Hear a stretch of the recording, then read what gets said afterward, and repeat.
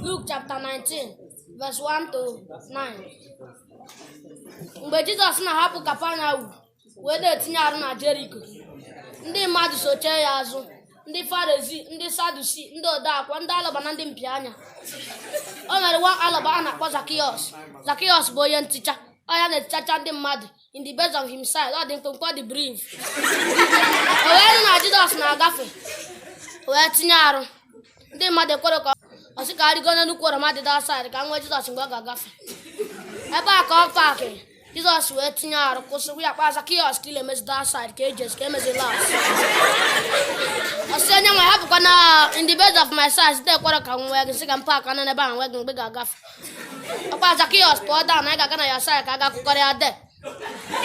Aga Zacchaeus apụta na ya lel pụta ma na anwụ. Zacchaeus kpọ onye nwe anyị ndị a niile ntichacha m ga-return ya times 2.